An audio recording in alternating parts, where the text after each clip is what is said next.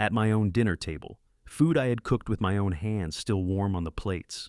My son looked straight at me and said, "You've been freeloading long enough. Know your place, old man. Give up that bedroom or pack your junk and get out." I didn't argue, I didn't beg. I set my fork down, folded my napkin, and said 2 words. All right, he thought he had won. 3 months later, he lost everything he thought was his, and I was watching the sunset from somewhere he never knew existed. That table, I built it with my own hands. It was the first thing that came to mind on the evening of August 1st, a Friday, as I stood there in the kitchen of my place on Holiday Avenue in East Oakland, gazing through the open doorway into the dining room. 1990. Bryce was 4 years old, spinning circles around my legs while I worked the edges down with sandpaper. Nadine had been standing in the doorway with a dish towel draped over her arm, laughing at the pair of us. I'd chosen oak because that was what she loved. She always said oak felt like it was built to go the distance. Welcome to Honor Revenge Stories, where we sit with the stories that don't get told at the dinner table, the ones about dignity, and what happens when a person finally decides they've had enough. If stories like this one speak to you, consider following along so you don't miss the next one. Before we go further, drop a comment and tell me, do you think a parent ever truly sees their child clearly, or do we always look at them through the eyes of who they used to be? One more thing, some details in this story have been shaped for the purposes of telling it well, and any resemblance to specific real people or events is coincidental. What matters most here is the truth at the center of it. 34 years on, I was laying that same table for 3.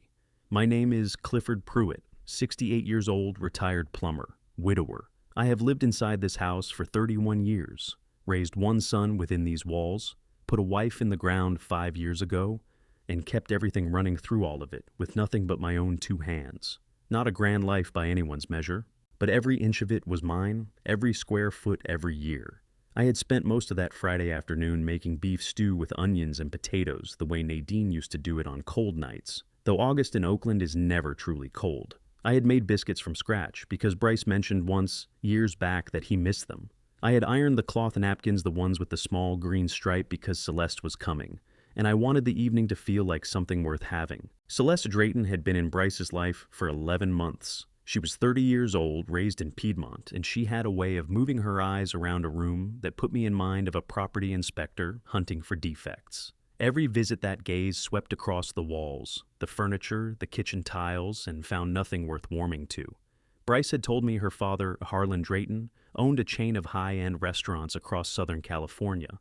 I figured out early that, in Celeste's world, a retired plumber's house in East Oakland was not something you pointed to with pride. I made the stew anyway. They showed up at 7:15. I heard the car door first. Then Bryce's voice outside clipped and impatient the way he always got when he was putting on a performance for someone.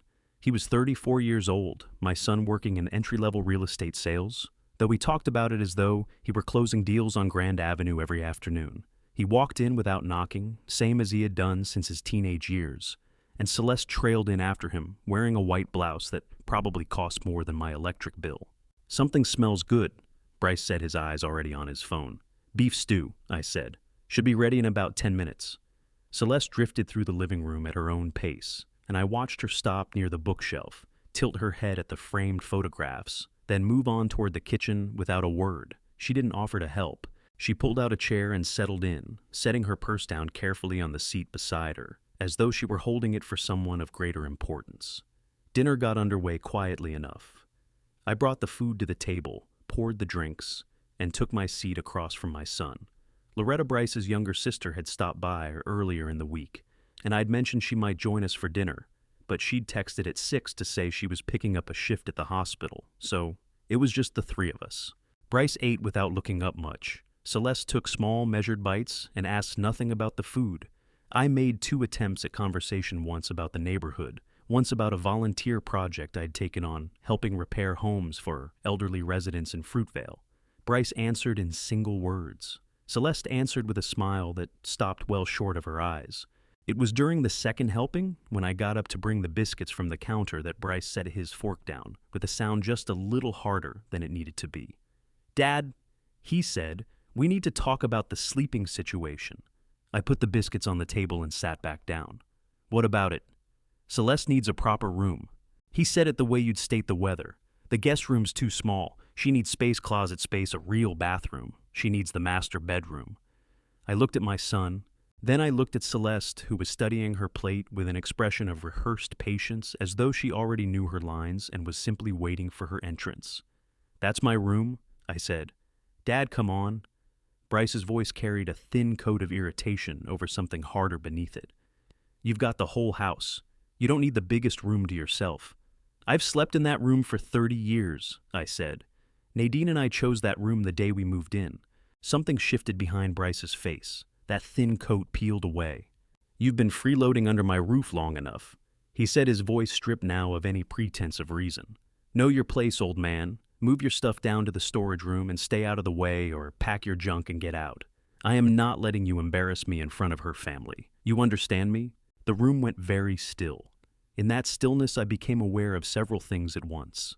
The refrigerator humming in the kitchen, the faint drift of traffic noise from Holiday Avenue outside, the fact that Celeste's expression did not shift, showed no surprise, no discomfort, which told me she had known exactly what was coming. And Loretta's chair sitting empty in the corner because my daughter had chosen a hospital shift over this dinner. I couldn't blame her. My chest did not collapse the way I might have thought it would. I had raised this boy, fed him, clothed him, sat up with him through fevers and failed exams, and the kind of heartbreak that feels like the end of the world when you're young. I had worked double shifts for years, so he could attend a college I had no business being able to afford. And now he was seated at a table I had built with my own hands, telling me to leave my own house. What rose up in me at that moment was not grief, and it was not rage. It was clarity, sharp, clean, almost cold, like stepping out the door on an early morning before the air has had a chance to warm, when everything stands exactly as it is, with nothing soft, blurring the edges. I set my fork down.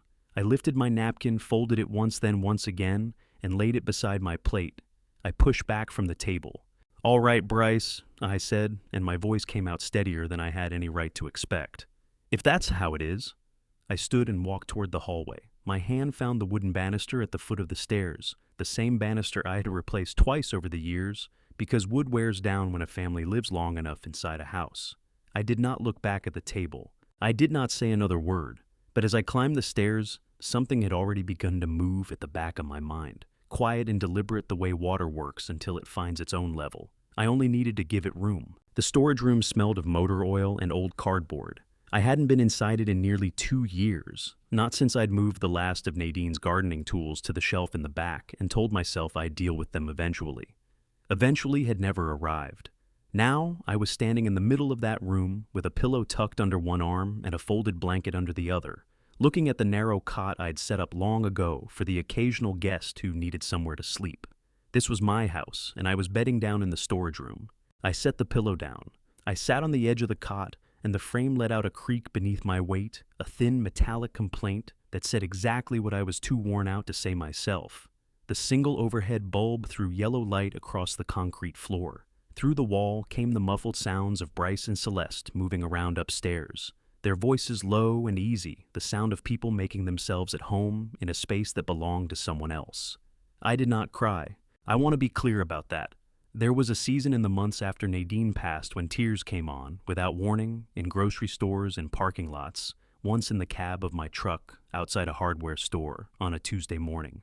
That kind of grief teaches you something about the difference between pain that cracks you wide open and pain that simply hardens, growing dense and heavy inside your chest until it becomes something you carry rather than something that carries you. What I felt sitting on that cot was the second kind. I reached into my shirt pocket for my reading glasses, and that is when I saw it, Bryce's phone face up on the small wooden shelf beside the door. He must have left it there earlier while pulling something from the room and walked away without it. The screen was dark. I should have left it where it was. Should have gone to sleep and handed it back to him in the morning without giving it a second thought. I am 68 years old. I have made wiser decisions than picking up that phone, but I picked it up. The screen came alive when I touched it, and it was not locked. Bryce had never bothered with passwords at home, said it was too much trouble. The first thing I saw was a text thread, a group chat, with a name I didn't recognize, some kind of nickname. 4 people in it. Bryce's name at the top. I read slowly. I have never been a fast reader, and I've never been one to skim when something matters. The messages were from earlier that week. Bryce writing to what appeared to be 2 cousins on his mother's side, and a friend I vaguely recalled from his college years. The conversation had opened with Bryce describing the house, describing me using words I won't repeat here because they aren't worth the space. What stopped me, what made my hand go completely still around that phone, was a single message near the bottom of the thread that Bryce had written. Just let the old man think he still matters. Won't be long now. Once V moves in, we handle the rest. I read it 3 times, not because I failed to understand it the first time. I understood it perfectly the first time. I read it 3 times because I needed to be absolutely certain.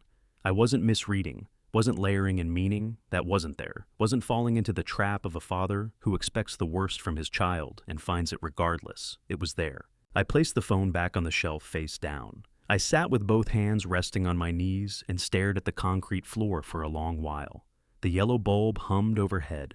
Outside, a car rolled slowly along Holiday Avenue, its headlights sweeping briefly across the small window near the ceiling. Just let the old man think he still matters. I had never thought of myself as a naive man. I had spent 30 years in a trade that demanded you see problems squarely and address them, practically no room for sentiment when it came to pipes and joints and what happened when you left a slow leak alone long enough. But somewhere in the space between being a father and being a fool, I had let myself believe that whatever Bryce's faults were, and I wasn't blind to his faults, the foundation between us was still sound. That beneath the impatience, the entitlement, the years of taking more than he gave there, was still the boy who used to drift off on my shoulder during long drives. That message told me the foundation had been gone for a long time. I just hadn't looked. I picked up my own phone from the cot beside me and called Hector Vidal. Hector and I had known each other for 39 years, going back to when we were both young men working construction sites across the San Jose South Bay. Him doing electrical, me doing plumbing. 2 guys from working families trying to build something that would hold. He was the one who sat with me at the hospital the night Nadine died. He was the one who appeared at my door the following Saturday with a cooler full of beer and a folding chair, and didn't say a word for 2 hours, which was exactly what I needed. If there was anyone I could call at 11:30 on a Friday night, it was Hector Vidal. He picked up on the second ring. "Clifford, everything okay?" "No," I said. "Not really." I heard him shift the sound of a television going quiet. "Talk to me." I told him about dinner. I told him about the phone. I read him the message word for word. When I finished, there was a silence on his end that wasn't emptiness, it had weight. The kind of silence a man holds when he's taking something in and treating it with the gravity it deserves. "That boy," Hector said finally and stopped. "Yeah," I said. "Clifford, I've been meaning to say something to you." His voice shifted slightly, became more deliberate. "You remember that mountain property I brought up last spring? The condo up in the Oakland Hills, the one my neighbor's brother-in-law was looking to sell?" I remembered. He'd mentioned it over coffee back in April, and I had half listened the way you do, with things that seemed to belong to some other version of your life. "I remember," I said. "It's still on the market," Hector said. "And Clifford, I think you need to go see it tomorrow." I looked at the concrete floor. I looked at the yellow bulb. I looked at the shelf where Bryce's phone lay, face down in the dark. "Yeah," I said. "I think I should too." I woke at 4:53 in the morning and didn't bother trying to go back to sleep. The cot had done what cots do, reminded you at steady intervals through the night that it is a cot and not a bed, and that the person lying on it had made choices that brought them there. My lower back ached. The yellow bulb had burned out somewhere around 2:00 in the morning, and I had lain in full darkness, listening to the house settle around me, all its familiar creaks and shifts. 31 years of sounds packed into the ordinary noise of wooden plaster, doing what they do when the temperature drops. I got up carefully the way men my age rise when they'd rather not announce themselves to their own joints. I folded the blanket.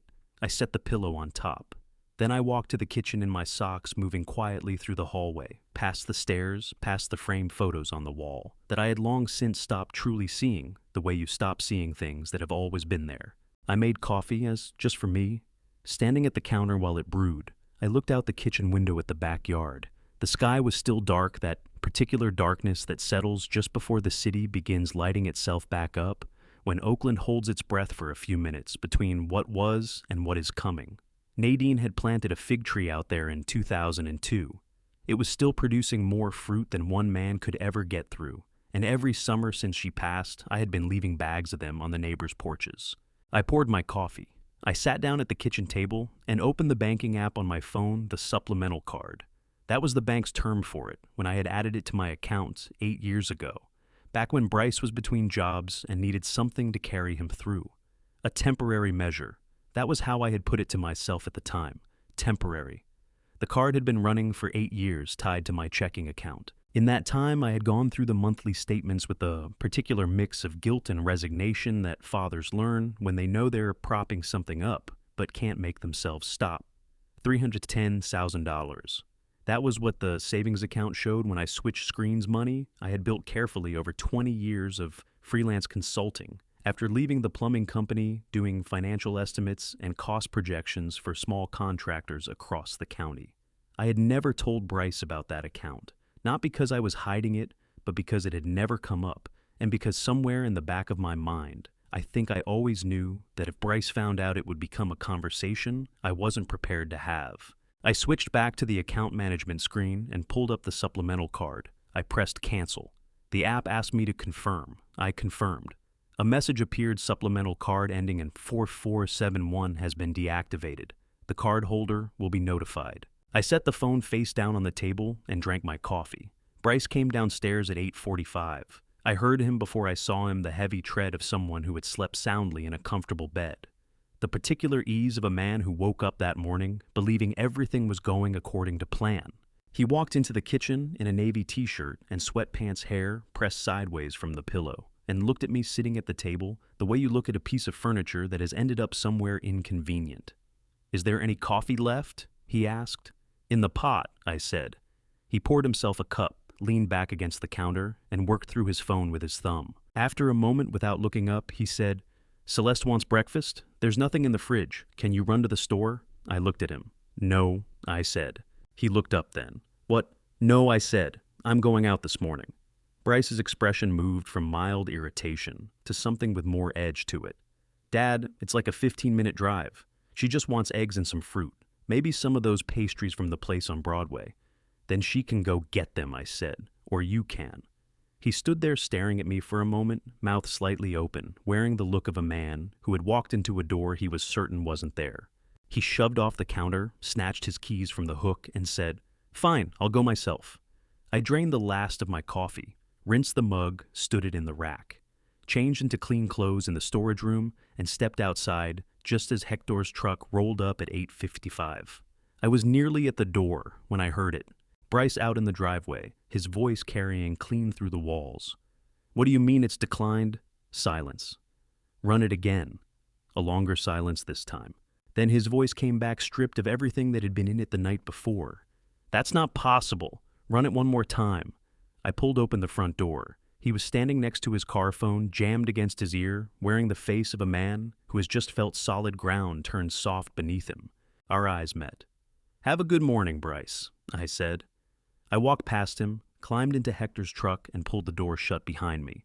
"All set," Hector said. "More than all set," I said. He eased away from the curb. I kept my eyes forward. I didn't turn around to watch my son standing there in the driveway, car dead, the first crack of understanding just beginning to show. Hector Vidal had driven the same way for as long as I had known him, one hand loose on the wheel, the other resting on the door radio, dialed to an oldies station that required no conversation to justify. We had been riding together like this since 1985, different trucks, same two men making our way through Oakland the way people do when a city belongs to them. Not sightseers, people who know which roads go underwater in a wet January and which back routes are useless once the morning rush sets in. 66 years old, 2 years behind me. Hector carried the shoulders of a man who'd spent 4 decades running wire through tight spaces, and the unhurried confidence of someone who had never seen the point of pretending. He didn't ask about my feelings. That was never his style. What he asked was what I planned to do about it, a sharper question and more useful. "Agent by the name of Ashworth," he said as we merged onto the 10 freeway westbound. "Found him through my neighbor's brother-in-law last spring. No games, no pitch, doesn't dress things up. Place has been sitting because the seller held out for cash and cash buyers are hard to come by." "What are they asking?" I said. $265. He kept his eyes on the road. 2 bedrooms, 3rd floor end unit. Clifford the view is the whole thing. I'm not going to try to put it into words, I want it to land on you fresh. I turned that over and looked out at the highway. Even on a Saturday morning, the freeway was thick with traffic, the city grinding forward the way it always does.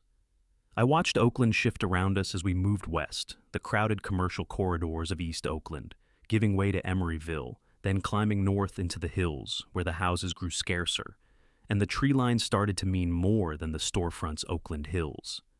I had passed through those hills many times heading out to jobs in Sausalito or up to Orinda, but it had never crossed my mind to plant myself there. That kind of place had always registered in my head as somewhere other people lived, people whose circumstances ran in a different channel than mine. Ashworth was in the parking area when Hector turned in, trim somewhere in his 50s with a handshake that meant something and the manner of a man who didn't believe in crowding a decision. "Mr. Pruitt," he said. "Good to meet you. Hector's filled me in a bit." "Just having a look this morning," I told him. Not entirely honest, but the right thing to say before I knew what I was looking at. The building was 3 stories, Spanish stucco terracotta roof, set back off a road that curved up through oaks and dry scrub. The quiet there was real quiet, not the muffled kind you get from thick walls, but the kind that comes from actual distance between you and the noise. I could hear birds calling back and forth. My backyard on Holiday Avenue had birds too, but you heard them through a layer of traffic. Up here, there was nothing underneath them. Ashworth took us to the 3rd floor and led us into the end unit, high ceilings windows that ran wide across the far wall. I crossed the room and looked out. Oakland lay below us, the whole spread of it, stretching out in the morning haze, the downtown core, a pale smudge on the horizon. The street grid ruled out flat across the basin in every direction, all those lives stacked on top of each other, and from up here, it looked almost still. 68 years I had lived down in that city, and never once looked back at it from this height. "Master bedroom carries the same view," Ashworth said somewhere behind me. "Second bedroom faces north trees more than skyline. Kitchen's been redone in the last 3 years. HOA takes the exterior and the common areas. You're looking at $480 a month on that." His voice was a sound in the background. I wasn't ignoring him. There was just something happening at the window that had a prior claim on my attention. I stood there with my hands loose at my sides and felt something move through my chest I didn't have a ready name for. Not quite happiness, something that ran deeper and had been waiting longer. The word that came closest was recognition. The sense your body reaches before your mind does that. This is a place where you could put something down and leave it. Hector came and stood beside me. Neither of us spoke for a stretch. "Well," he said at last. "Yeah," I said. I slid the glass door open and walked out onto the balcony. The air hit me cooler and drier than below, carrying sage and oak on it, and the city was just starting to catch the morning sun across its rooftops. I wrapped both hands around the railing and stood there and breathed. Behind me, I could hear Ashworth murmur to Hector, "Should I give him a moment?" Hector said, "He's fine. He's thinking." He had it right. My mind wasn't on floor plans or monthly fees or the headache of moving. I was thinking about something Nadine had said once on a Sunday, years back when we'd wound up driving through these same hills, that she figured people who lived high up must carry a different relationship to all the noise below, must see it differently. I'd come back with something about property taxes, and she'd laughed. I turned away from the railing and went back inside. "Mr. Ashworth," I said. "I want it." He blinked. "You'd like to come back for a second look." "No second look," I said. "I've got $310,000 sitting in a savings account, and I'm prepared to pay cash. What does the timeline look like?" He glanced at Hector. Hector examined the ceiling with great interest. "Cash deal," Ashworth said, steadying himself. "Clean title, we could be looking at 10 to 14 days to close." "Then let's get the documents going today," I said. We sat at the kitchen table for 40 minutes. I worked through the paperwork signed, where he showed me initialed where he pointed. When Ashworth had collected everything and taken his calls outside, Hector tilted his chair back and studied me from across the table. "How are you doing?" he asked out of character for him, but nothing about that morning ran to character. "Like I can breathe again?" I said. Hector gave a slow nod. "Good," he said. "Long overdue." Coming back down the hill, I pulled out my phone and sent a message to Theo, my grandson Loretta's boy, 19 years old, the one person in my family who had rung me on my birthday the year before, without anyone nudging him to do it. "Can you come by this week? I need to tell you something." The reply arrived before we came off the hill. Of course, Grandpa. Everything okay? I sat with that for a moment, then I wrote back, it's going to be. The coffee at Elliot Kavanaugh's office was always better than it had any right to be. Coffee? That was what hit me first when his assistant walked me in. That Monday morning, the rich, dark smell of it cutting through the stale air that settles into offices packed with books and paper. Elliot kept a proper machine on the credenza at his back, not one of those capsule contraptions, and he ground the beans fresh every day. He had made a point of telling me so, the first time I sat across from him 5 years ago, a fortnight after Nadine's funeral. Elliot Kavanaugh was 63 lean, with reading glasses parked on his forehead and an unhurried way of paying attention that made you feel heard without him ever having to make a show of it.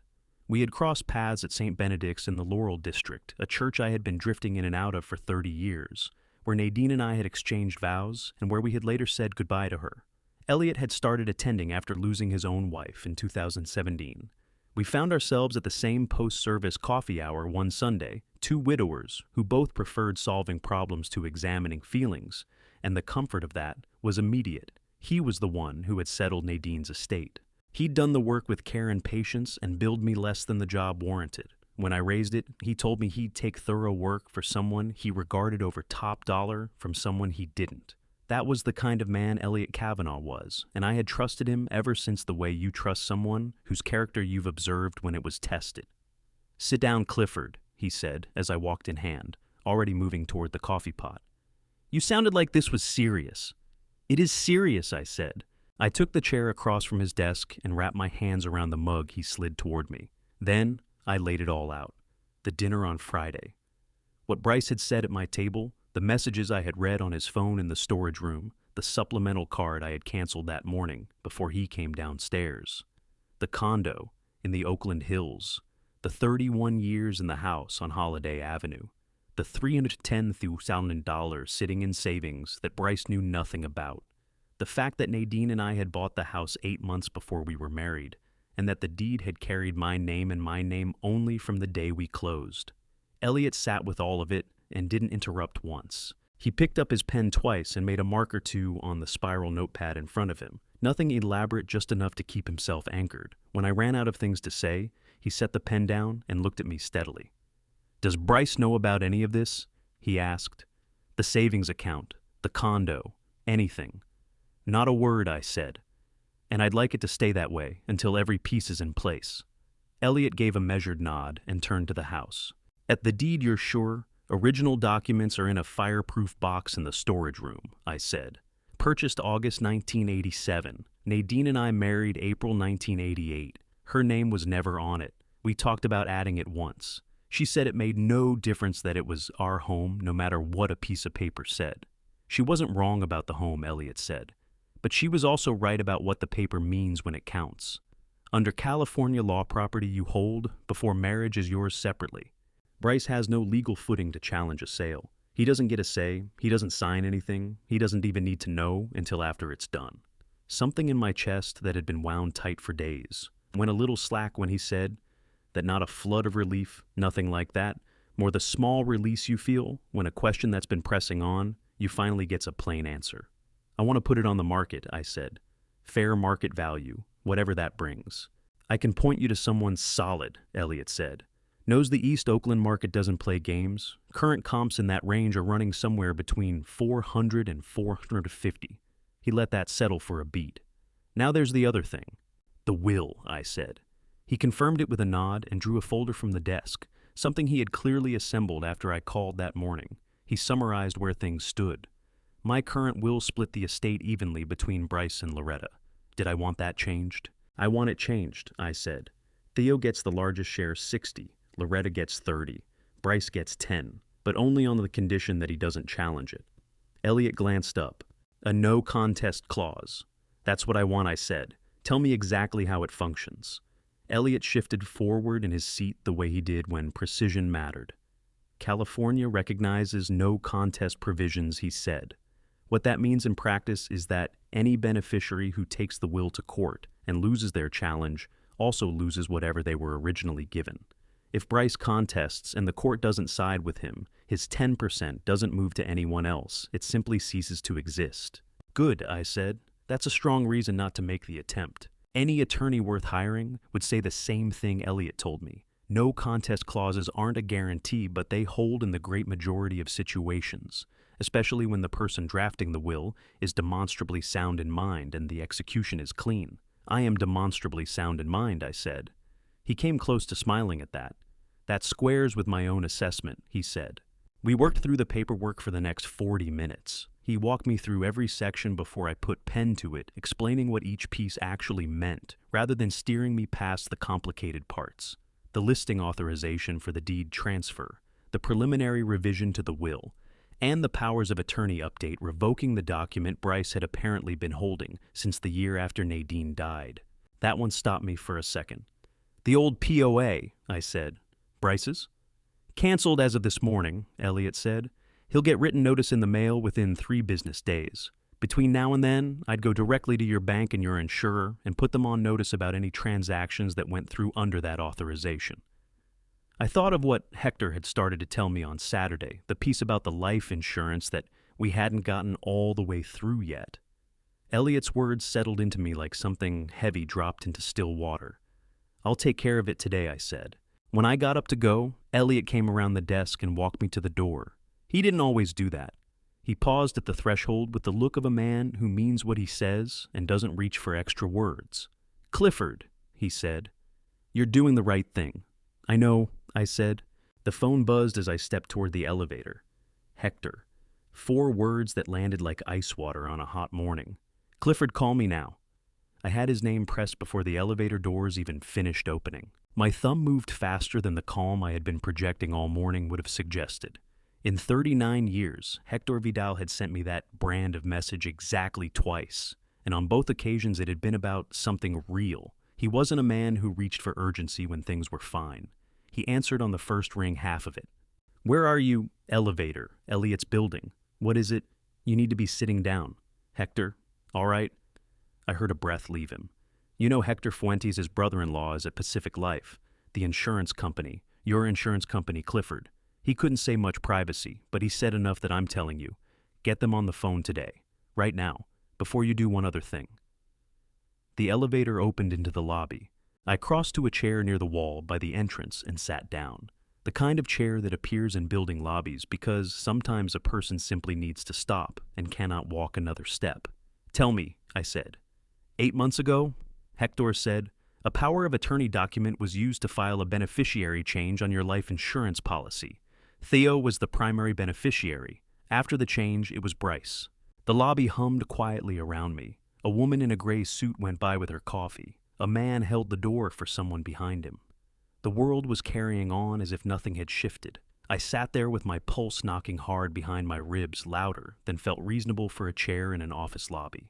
Say that again, I said, even though I had understood it the first time. 8 months ago, Hector repeated himself, his voice measured and deliberate, the voice of a man delivering hard news cleanly, because that is the only merciful way to do it. Someone presented a POA document at Pacific Life and changed your primary beneficiary from Theo to Bryce. The policy is worth $220,000, Clifford. $220,000. I had taken that policy out in 2000 when Bryce was 10 years old, and Nadine had just been diagnosed with the illness that would take her 14 years later. I had paid premiums on it for 24 years. I had updated the beneficiary to Theo 2 years ago because Theo was 19 and building something, because Theo called on birthdays without being reminded, because Theo was the kind of young man who deserved a foundation beneath him. Someone had switched it back to Bryce. 8 months ago, while I was living under the same roof, cooking dinners, lending my car, saying yes to every small ask, because that had always been my way. My hands were not steady. I want to be honest about that. They were resting on my knees and trembling with a fine, continuous shake I could not stop by pressing them flat against my legs. I pressed them flat anyway and breathed through it. The old POA, I said, the one I signed after Nadine died. That's what it sounds like, Hector said. After Nadine passed, I had been in no shape to navigate the administrative machinery of death on my own. There were accounts and policies and documents and decisions, and Bryce had stepped in efficiently and without being asked, and I had signed a power of attorney because it was easier than doing it myself, and because he was my son and I had trusted him. That document had been sitting somewhere in his possession for 5 years. Apparently, it had not been sitting unused. Clifford Hector said, "You still there?" "I'm here." I said Elliot had just revoked the POA. "As of this morning." "Good. But you need to call Pacific Life directly and report the unauthorized change. Tell them the POA has been revoked and you want the beneficiary restored to Theo immediately. They will put a flag on the account and walk you through the process. Do not let this sit." I got up from the chair, my legs held. That was something. "I'm calling them right now," I said. "Hector." "Yeah.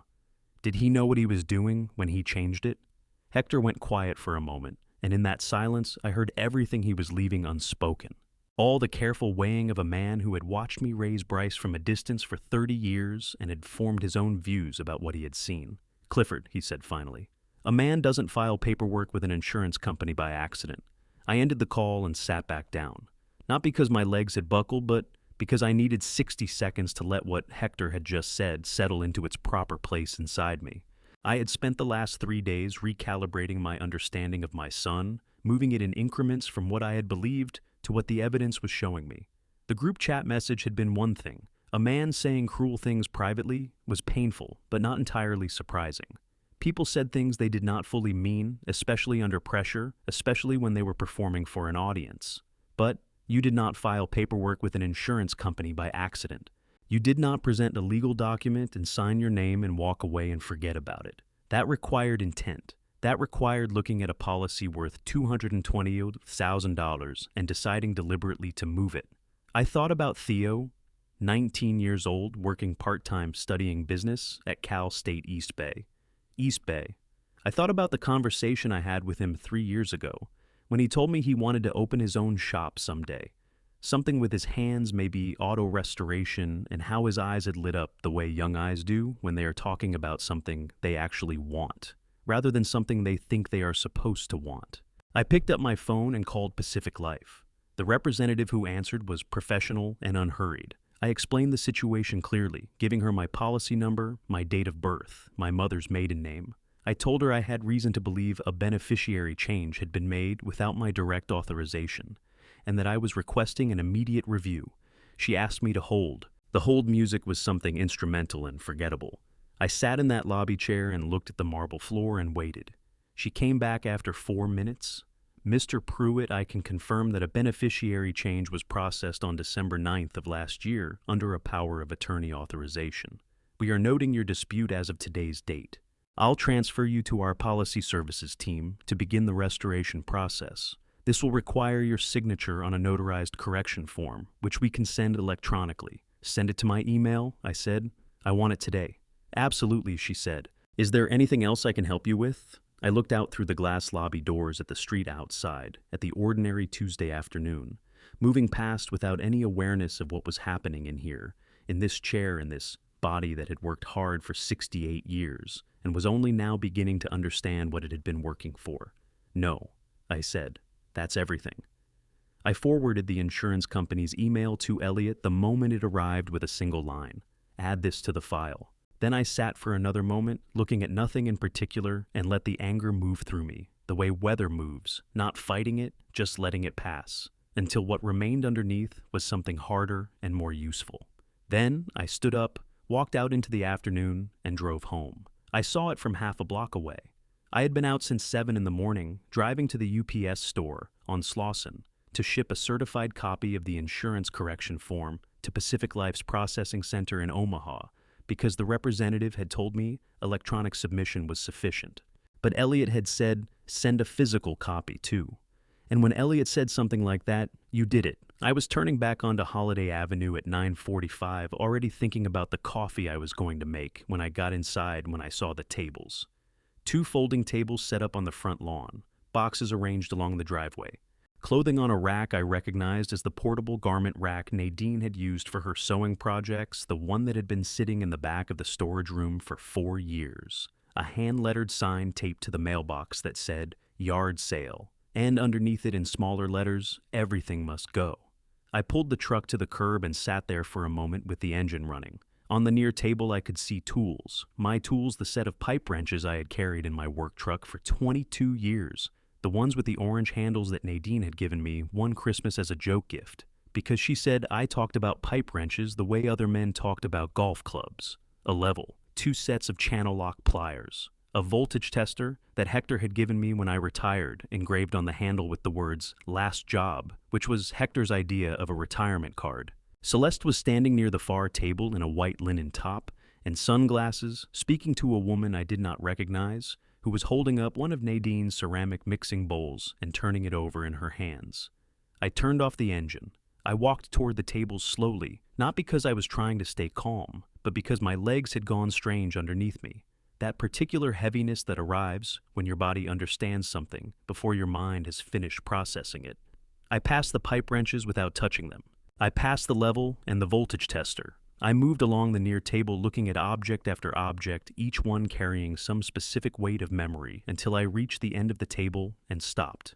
The wooden box was there. It was a small cedar box about the size of a shoebox with a simple brass latch on the front. I had made it myself in 1993 in the garage on a Saturday afternoon, while Bryce, who was 7 years old at the time, handed me sandpaper and asked questions about everything. Inside it, Nadine had kept what she called her keeping things: a silver bracelet from her mother, the hospital bracelet from the day Bryce was born, 2 ticket stubs from the first movie we ever saw together, a photograph of her parents on their wedding day, a letter I had written her when we were first together, before we were married, handwritten on yellow paper which I had not read since she died, because I could not. I picked the box up off the table. My hands were shaking, and I did not try to stop them. This time. Oh, Clifford. Celeste materialized at my side, her voice carrying that particular forced brightness of someone caught in the act, hoping a cheerful manner will paper over it. I was actually going to bring this up with you. We're just doing a bit of tidying, getting things sorted out around the house. You know how it goes when you're still getting settled. I looked at her. I looked at the box in my hands. I looked back at her. This box, I said, my voice coming out lower than I meant it to rougher, belonged to my wife. Of course, she said quickly. Of course, anything with sentimental value we can absolutely set aside. I just figured since everything was in storage. It was in storage, I said, because after she died, I had nowhere else to keep it, not because it was available. Celeste opened her mouth, then closed it again. From next door came the crack of a screen door. I glanced up. Inez Portillo was coming down her front steps, 72 years old, wearing the same house dress that had graced her front porch in one variation or another on nearly every morning across the 25 years we had been neighbors. Inez had shown up at my door with food for 3 weeks after Nadine's funeral. Inez had watched Bryce grow up from the other side of a chain-link fence and had told me more than once in the careful way of a woman who weighs her words that she had concerns about the kind of man he was turning into. She walked to the low fence dividing our properties and took in the tables. She looked at Celeste. She looked at me standing there holding the cedar box. "Clifford," she said. Her voice was quiet, and it was not a question. "Morning, Inez," I said. She looked over the yard sale arrangement again, absorbing it the way a woman of 72 who has witnessed a great deal of life absorbs something that needs no explanation.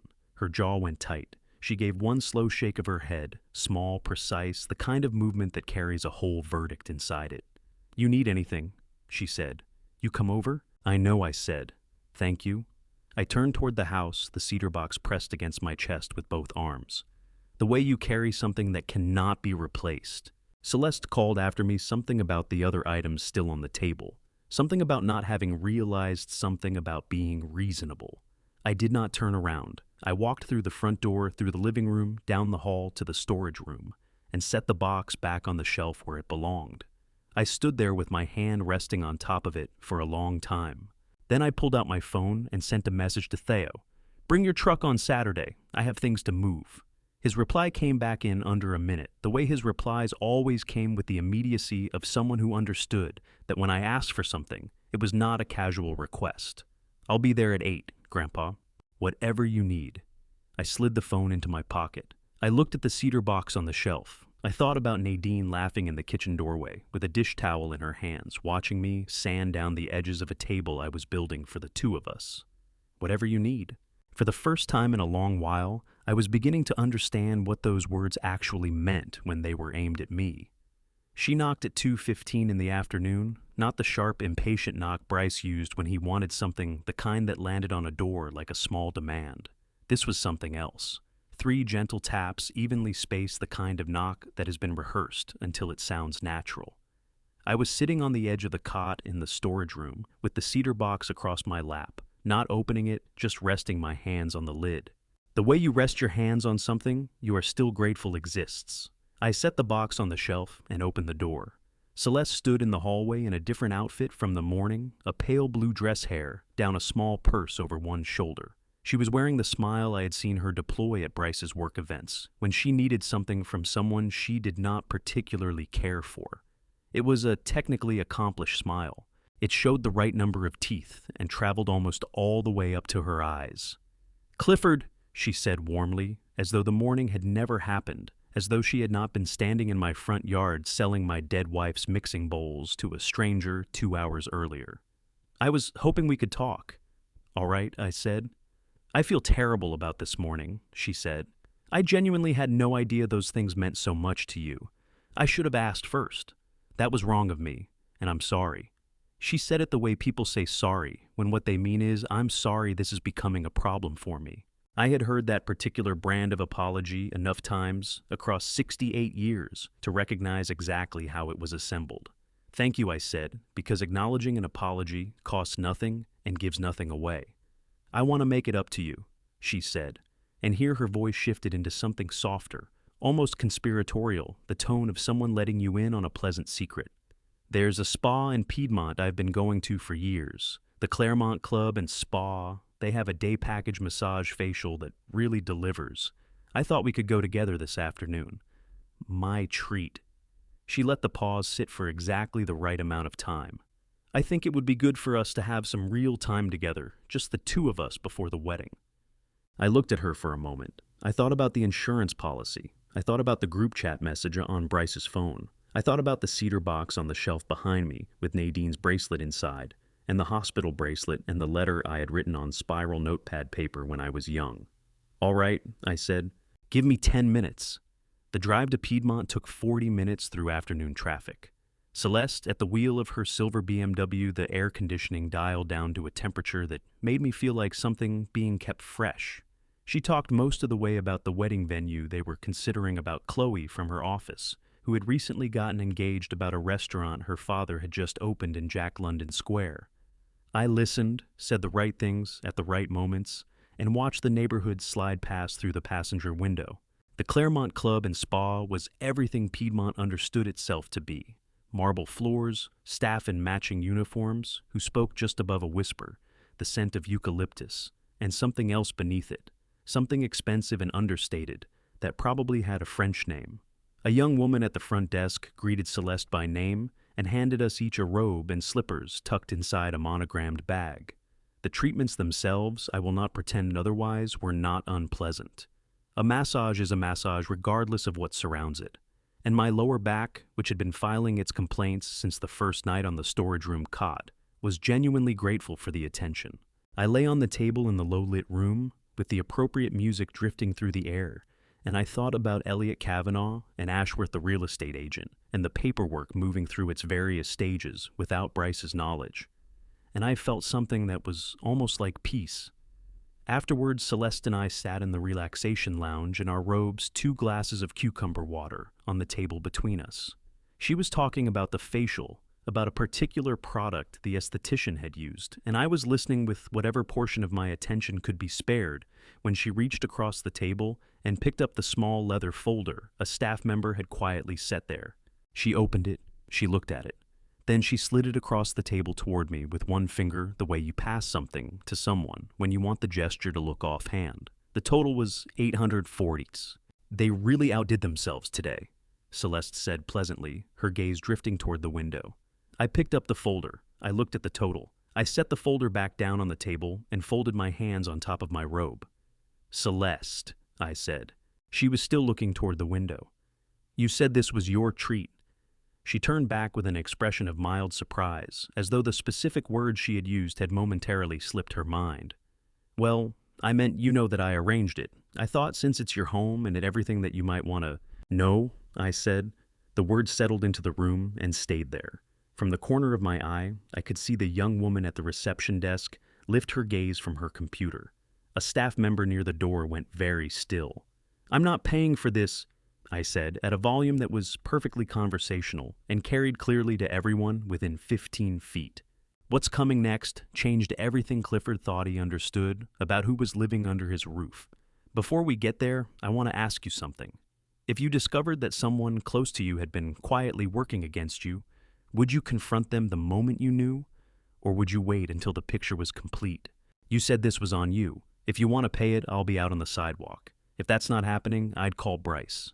Something shifted across Celeste's face, not one expression, but several cycling through fast. Like a poker player who has just registered that the cards in her hand don't add up to what she assumed. The ease went out of her first. Then the control started showing its seams, a small tension gathered at her eyes. Her jaw locked up for one unguarded beat before she brought it back under her. That's humiliating, Clifford, she said, keeping her voice down. Yes, I said agreeably. I expect it is. I rose from the chair, picked up my monogrammed bag, and crossed to the changing room, holding myself straight. No hurry in my step. I got dressed, folded the robe, neatly rested the slippers on top, the way the posted instructions requested, and came back out through the lobby. Then I went and stood on the sidewalk in the afternoon sun and waited. 11 minutes before Celeste came through the door. Neither of us spoke on the way home. That suited me. We turned into the driveway, and my phone buzzed in my pocket. A text from the real estate agent Elliot had introduced me to a fellow named Nolan Delacroix. Mr. Pruitt, our first showing, is booked for tomorrow at 10:00 a.m. The buyers looked serious. I read it a second time. Then I put the phone away and stepped out of the car. Bryce's message arrived Thursday evening while I sat by myself at the kitchen table working through dinner. House needs to look good tomorrow. Celeste's parents are coming at 4. Make sure everything is clean. I read it twice, not because there was any ambiguity in the words, but because I needed a moment to take in the register of them. Not a request, not even a suggestion. An order issued to me inside my own walls about the condition of rooms I had looked after for 31 years without any prompting. I laid the phone screen down on the table and went back to my soup. Earlier that Thursday morning, Nolan Delacroix had walked the house with me, the same agent Elliot had set me up with, while Bryce and Celeste were elsewhere. Nolan was a trim man in his late 40s, sharp-eyed moving through the rooms, with a spiral notepad and the focused efficiency of somebody who has assessed thousands of homes and still brings full attention to each one. The bones were solid. He'd said structure was in good shape. The kitchen and baths were showing their age, but were clean and well kept. In the East Oakland market right now, a property in move-in condition like this would get real attention and fast. I'd put it on at 425, he told me, when we wound up in the backyard standing near Nadine's fig tree.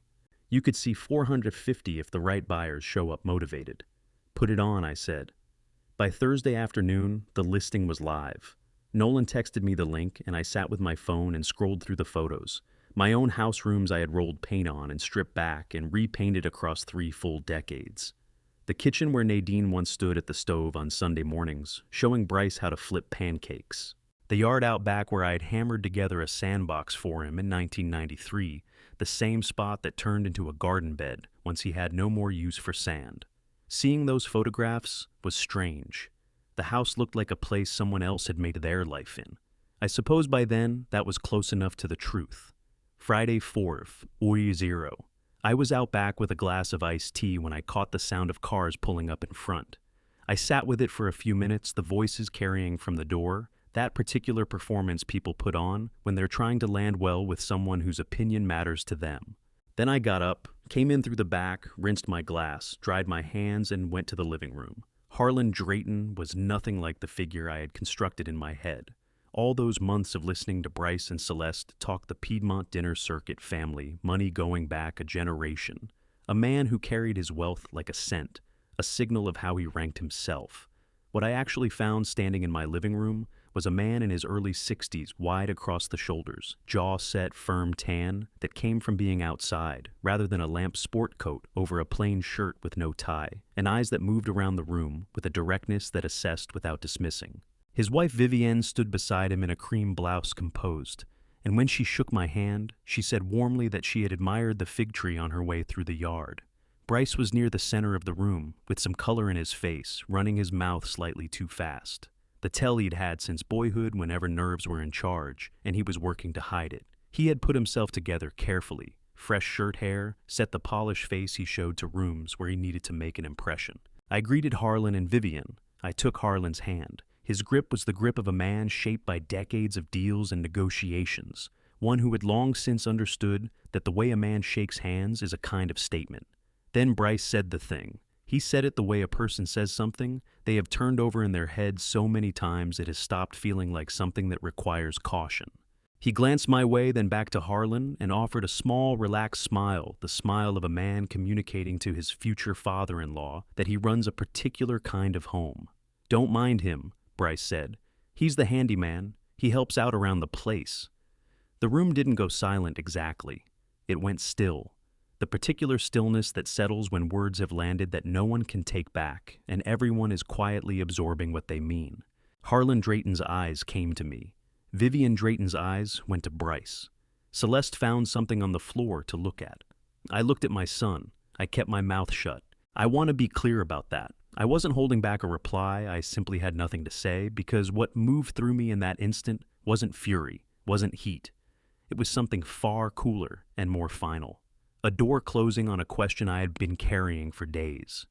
In the quieter corners of my mind through all of it, I had kept wondering whether I was reading things wrong, whether I was drawing conclusions too hard too soon about what my son had turned into. He had just given me his answer. Out front, a screen door opened and banged, and I heard feet on the porch boards.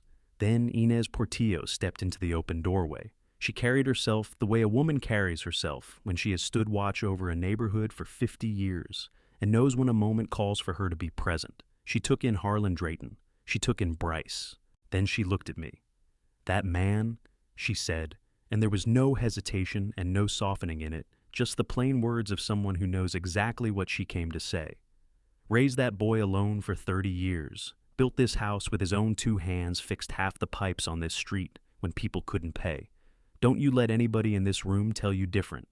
She held Harlan Drayton's gaze and didn't look away. Harlan Drayton held hers with the face of a man recalibrating. Then Inez turned to me, gave one nod, brief certain, and walked herself back across the porch to her house. The quiet she left in that room was heavier than anything I'd heard in weeks. Harlan Drayton coughed into his hand.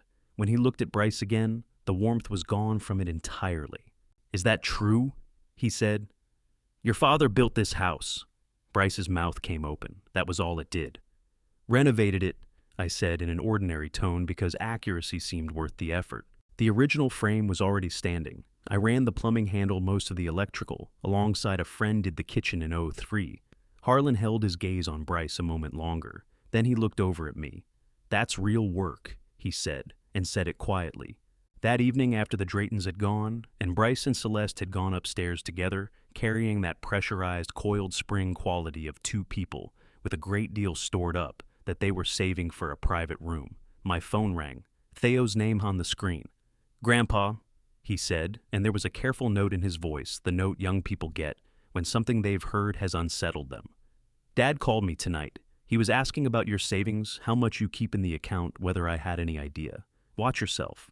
Okay. I stood in the kitchen where I had cooked 10,000 meals over the years and looked out at the fig tree through the glass. I know I told him. "Thank you, Theo." "Is everything going to be all right?" "Yes," I said, and I believed it when I said it. The first call came at 8:14 in the morning. I was at the kitchen table with my coffee and the Monday edition of the Oakland Tribune. Actually, it was the Oakland edition of a paper Nadine had subscribed to, back in 1996, and I had never gotten around to canceling it. At some point, it stopped being something I meant to cancel and became something I held on to because it was one of the last threads tying the morning to what mornings used to feel like. The number on the screen wasn't one I recognized. A323 area code, local. I picked up. "Clifford." A woman's voice hesitant. The voice of someone not quite sure they had the right person on the line. "Clifford Pruitt speaking. This is Willa Espinoza from down on 62nd Street. We met at the block party a few years back. I used to see your wife out in the garden." I remembered her faintly a small woman with reading glasses on a beaded chain who had brought a pasta salad to that block party and stayed to the very end helping with the cleanup. "Good morning, Willa," I said.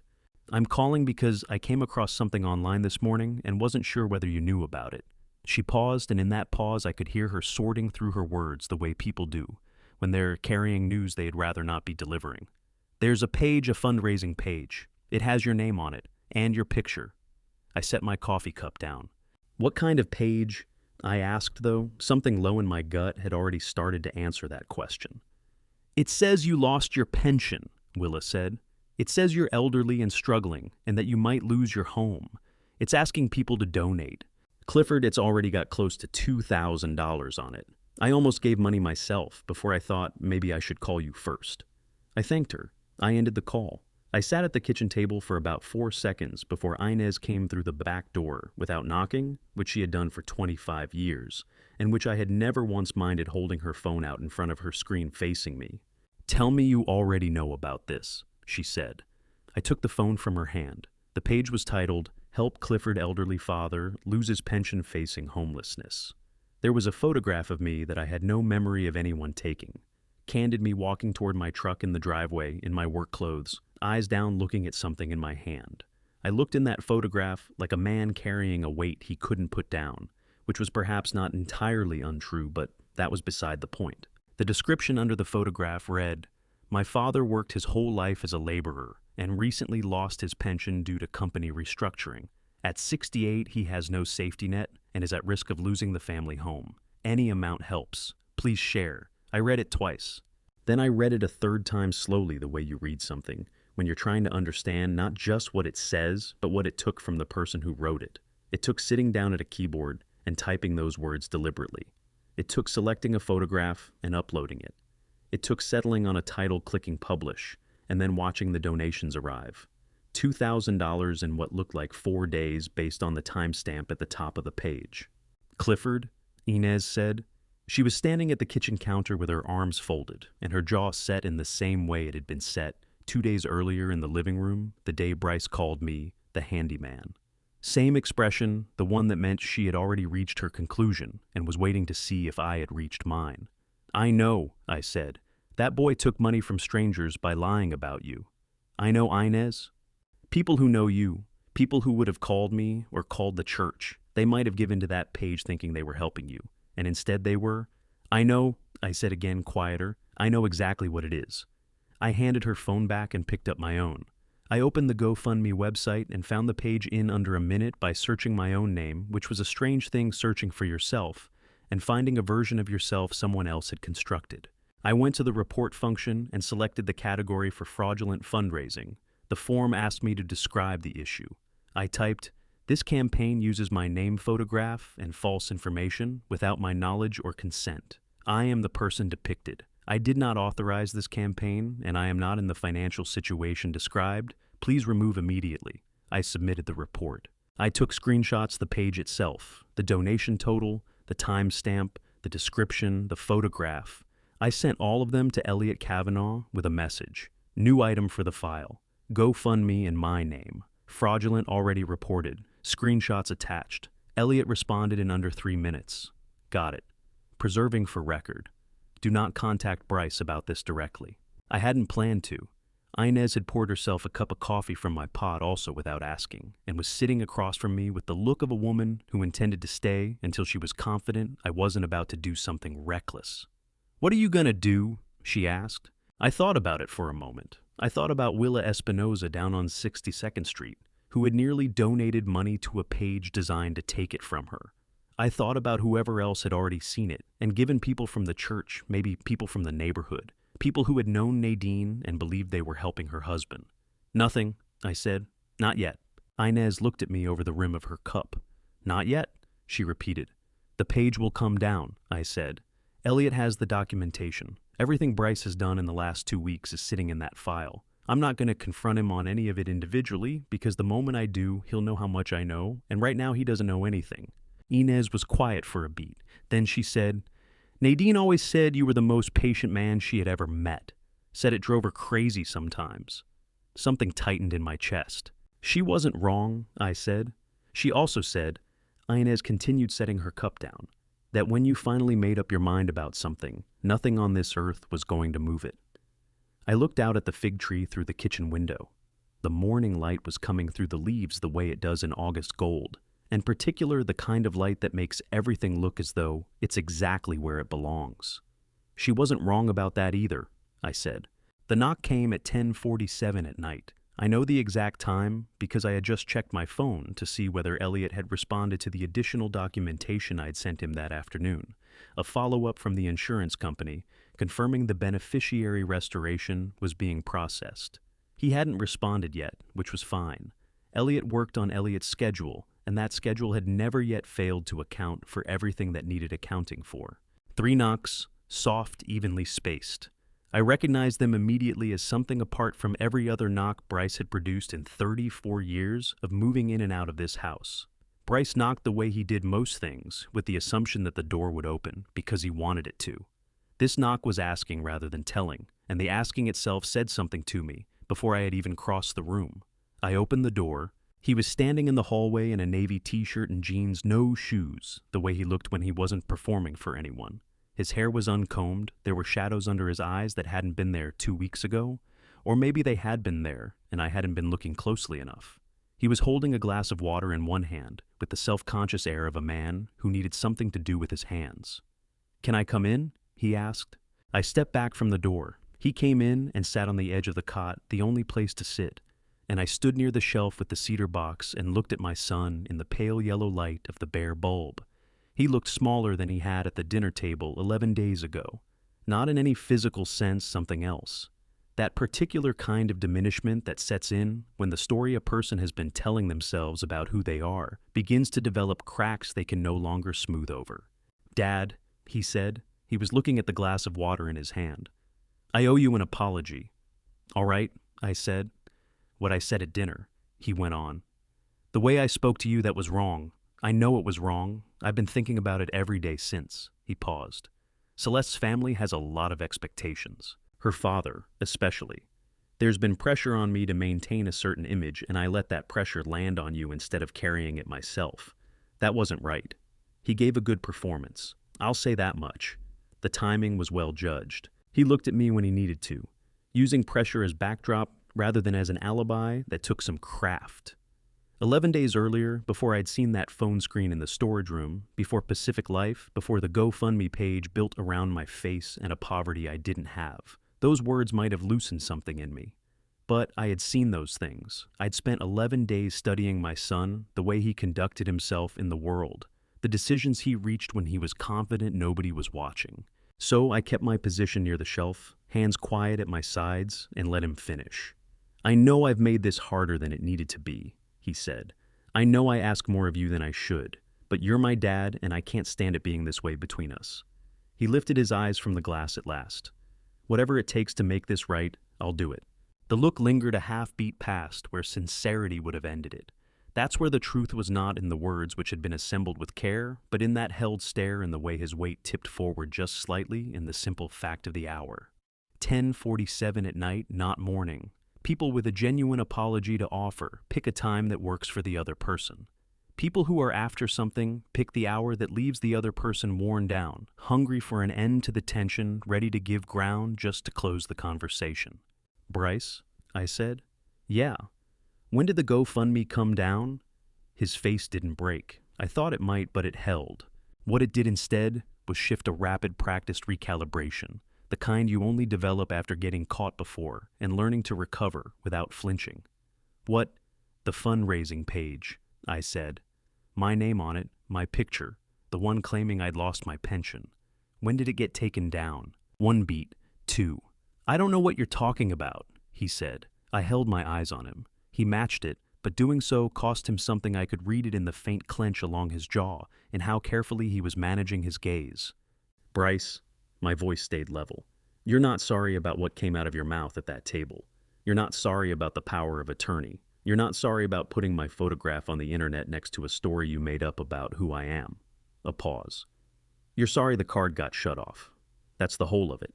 The color left his face, and not by degrees, all at once. The way it happens when the body processes a shift in the ground before the thinking mind has caught up.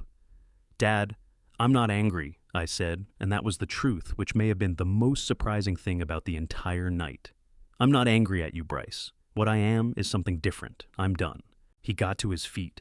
The water glass trembled in his grip. What does done mean? What does that actually mean? It means I've already made the decisions, I said. About my own life. You'll understand what they are soon enough, and nothing you say between now and then is going to reach them. Dad, please. The last word didn't quite hold together, and for just a moment, a real one, something raw and young surfaced in his expression. The kid who used to pass me sandpaper in the garage while the cedar box took shape. The kid who'd gone slack against my shoulder asleep in the truck. Something in my chest pulled tight. Good night, Bryce, I said. He lingered another beat, the glass unsteady in his hand, then turned and left. I tracked his footsteps going down the hallway up the stairs into the room that had been mine for 30 years. I lowered myself to the edge of the cot. My phone buzzed. Email from Elliot's office. I opened it. A forwarded message from Nolan Delacroix, passed along by Elliot with one line attached, Clifford Strong offer. Call me in the morning. I read the forwarded message. Mr. Pruitt, we have received an offer of $428,000 full asking price. All cash close requested in 10 days. Buyers are highly motivated. Please advise. I went through it twice. Then I put the phone face down beside me on the cot and sat for a long time in the dim storage room, light letting the house speak around me the way it always had. All 31 years of it, the third stair's familiar groan, the baseboard in the hallway ticking as the night cooled. I had shaped this house into what it became. What came next for it was mine to say. I picked the phone back up and sent Nolan 3 words. Call me tomorrow. He answered before the first ring finished. Wednesday morning, 7:53. I was out in the backyard, coffee in hand, looking at Nadine's fig tree the way I'd been doing more and more lately, standing before it, like a man trying to hold on to something he already knew by heart. Mr. Pruitt, Nolan said, glad you called early. Tell me who they are, I said. Young couple. He works as an engineer over at Lawrence Berkeley National Laboratory. She's a nurse at Highland Hospital.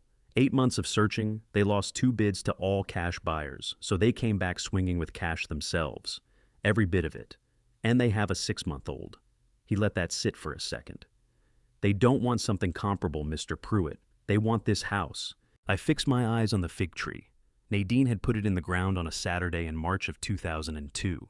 I'd been standing almost exactly where I stood now, holding the root ball steady while she dug the hole to the depth she had in mind, which needed 4 tries because getting it right the first time was non-negotiable for her. We'd had a mild back and forth about the distance to the fence.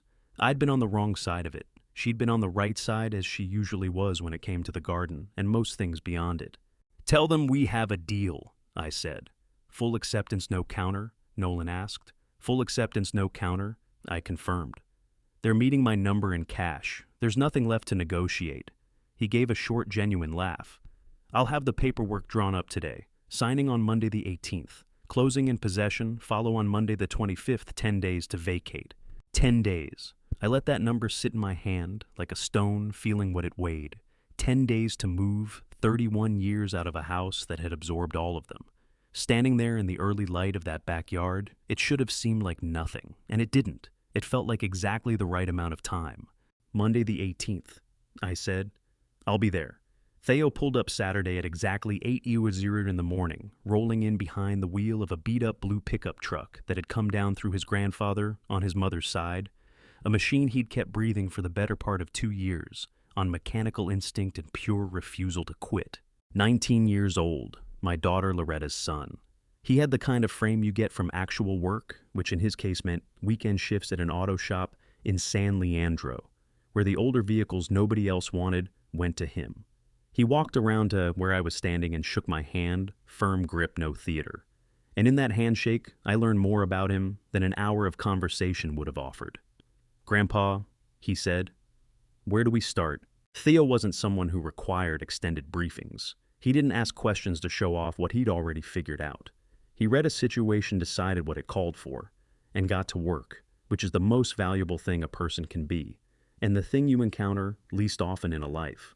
We began in the storage room, my quarters, for weeks now, where everything that actually mattered had drifted close, as though drawn there. The cedar box rode in the cab with a seat between us, not the truck bed. Theo clocked it and said nothing. Exactly right. We moved through the morning in a quiet, easy rhythm that forms only between people who've given up needing to talk through every step. I named what was going. He moved it. I named what was staying. He left it alone. The furniture wasn't going anywhere. Nolan had flagged that the buyers were relieved by that one less thing they'd need to hunt down before move-in. What we loaded into the truck was something else entirely, the irreducible residue of a lie, objects that held no weight for anyone who hadn't been inside that particular history. Somewhere around 11 Sorors, Theo and I were parked on the tailgate sharing sandwiches I'd thrown together that morning. When he said, "Can I ask you something?" "Go ahead," I said. "Before the dinner, did you see any of this coming? Did you have it mapped out?" I turned that over before answering. "No," I said. "I had money set aside and I had choices, but I didn't have a plan until your uncle handed me the shape of one." Theo held my eyes for a beat. "He gave you a reason to use what you already had." There he was, 19 years old, turkey sandwich in hand, August sun beating down, and he'd just collapsed into a single sentence the thing I'd been orbiting for 2 full weeks, unable to pin it down. "Exactly," I said. Theo nodded and went back to eating. A moment passed, and then he said, "You should have done this years ago, Grandpa." It arrived the way honest things do, carrying no edge, spoken by someone who isn't reaching for a wound, just genuinely unable to justify anything less than what is true. "You're probably right," I said. "Not probably," Theo said, and I laughed. It rose from somewhere that hadn't seen much use lately, real laughter, unscheduled and unforced. Theo's face opened into a smile, quiet, held close, the smile of a young man who was glad to have been the cause of something good. We ran 2 loads to a storage unit I'd secured the prior week in Alameda, a climate-controlled place on La Cienega that Theo had tracked down for me the previous Wednesday night, phone in hand, scrolling with the particular efficiency that came naturally to his generation. The unit was 12 by 12, plenty of room for what was heading to the condo, and then some. Coming back on the second run as we turned onto Holiday Avenue, Theo said under his breath, "He's watching from the window." I kept my eyes off the house. "I know," I said. We got the second load squared away, locked the unit, and I slipped the key into my pocket. The ride back was quiet, truck bed hollow, the long August afternoon tipping slowly toward evening. Theo broke the silence. "Grandpa, for what it's worth, I think what you're doing is right, not just because of what he did, because of what you deserve." Something seized in my throat that I hadn't seen coming. "Thank you, Theo," I said. One nod from him, gaze fixed on the road ahead, and then we covered the rest of the distance in the easy quiet that settles between people who've put the necessary words out there and have no need to circle back. Inside, passing the living room, my eye caught the top drawer of the small writing desk in the corner, not fully shut. It had been closed when I walked out that morning. I pulled it open. The papers were out of sequence, not ransacked, just subtly reshuffled the order I maintained in them, quietly undone. I stood over the drawer and looked. Then I pushed it closed, moved to the storage room, and lowered myself onto the cot. Monday, I thought. 2 more days. Morning came at 5:30 without any help from an alarm. There was a moment in the thin gray light just before everything caught up with me, when I had no idea where I was. The ceiling sat too close. The air smelled wrong, motor oil, cardboard, nothing like the particular layering of wood and plaster and 30 years of habitation that belonged to my bedroom, the smell that had been mine for most of my adult life.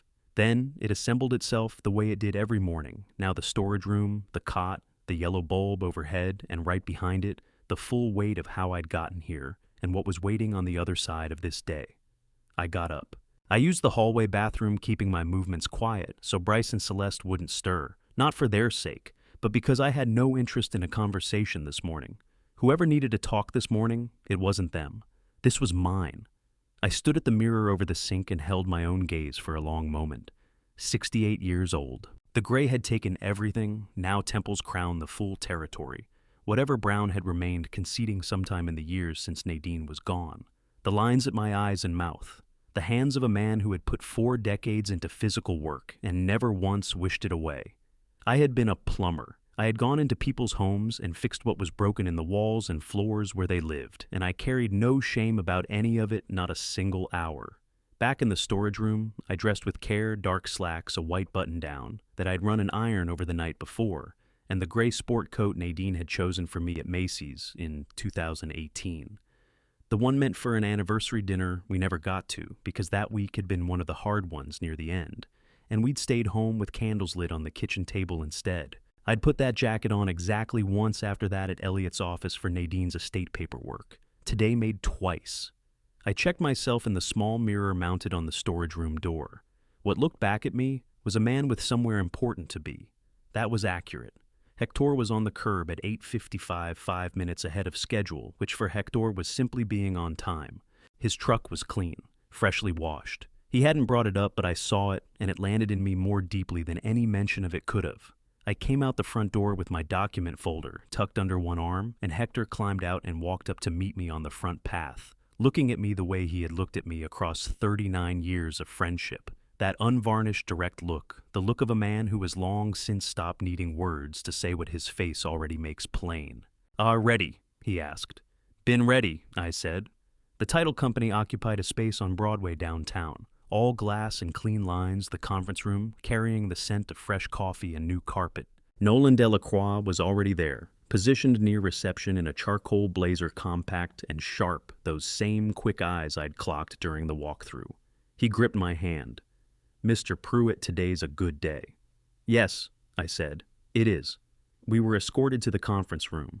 The closing agent was a woman named Beverly Crane, reading glasses on a cord, an air of calm authority that could only come from having walked hundreds of people through exactly this room, exactly this table, exactly this stack of papers. She offered coffee and water, sorted the documents into tidy piles. Darnell Okafor and his wife came in 3 minutes after us. 34 years old, tall, carrying himself with the measured seriousness of someone who had been grinding toward a goal for a long time and still couldn't quite believe the finish line had held still long enough to cross.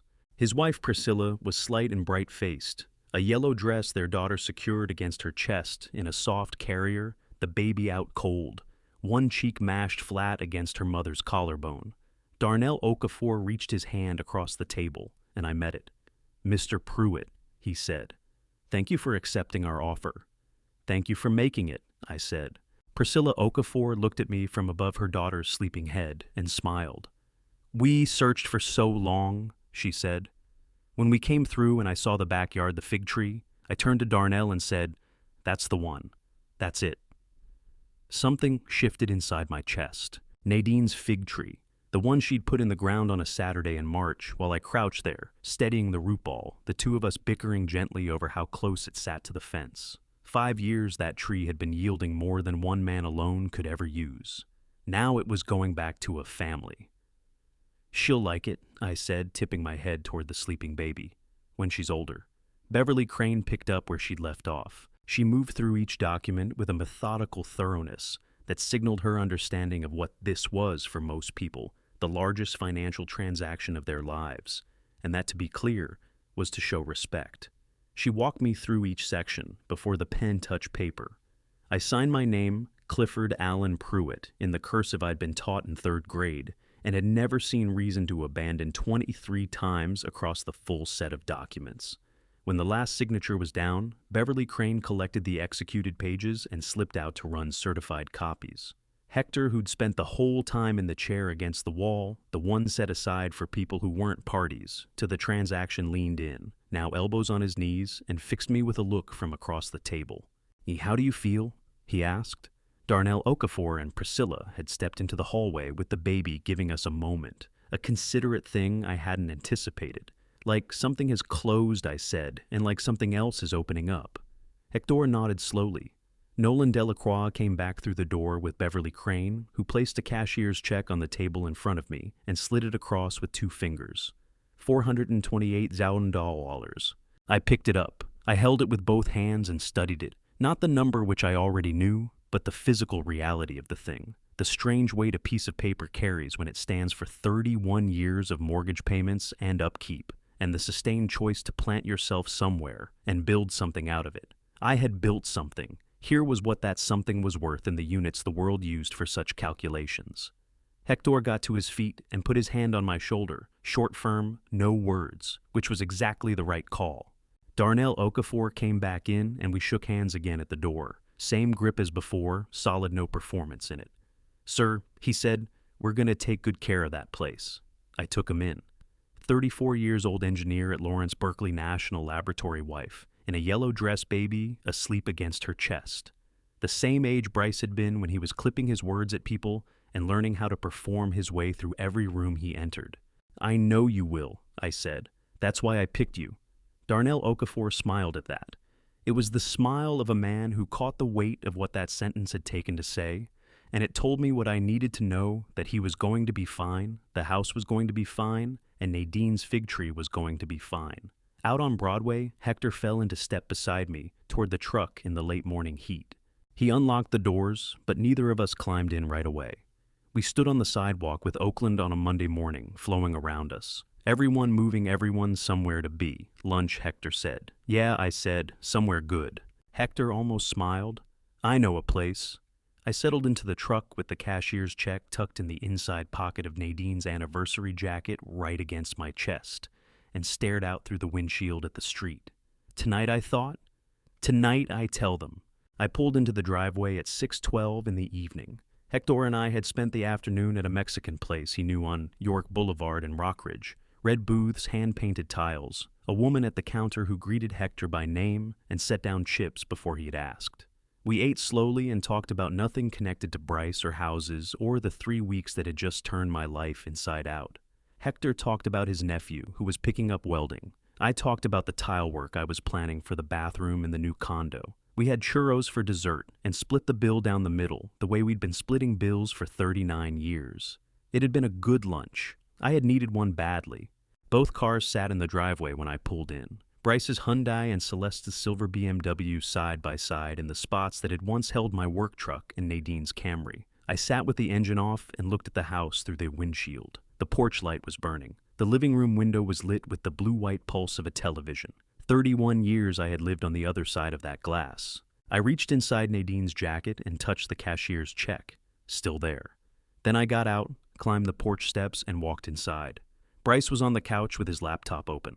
Celeste was in the armchair, phone in hand. Both of them looked up when I came through the door. Bryce's face wore the expression it had been carrying for days since the conversation in the storage room, the look of a man who knows that something is wrong without yet knowing how wrong or which direction wrong is coming from. I set my document folder on the dining room table. "Bryce," I said, "Celeste, come sit down, please. I need to talk to you." Something in my voice must have landed, because Bryce shut his laptop without a word, and Celeste put her phone face down on the armrest. They came to the table and took seats across from me side by side, and I sat down facing them with the folder in front of me and both hands flat on the table. I looked at my son, 34 years old. The boy I'd carried home from Highland Hospital on a Tuesday in October, so small he'd fit in the crook of one arm.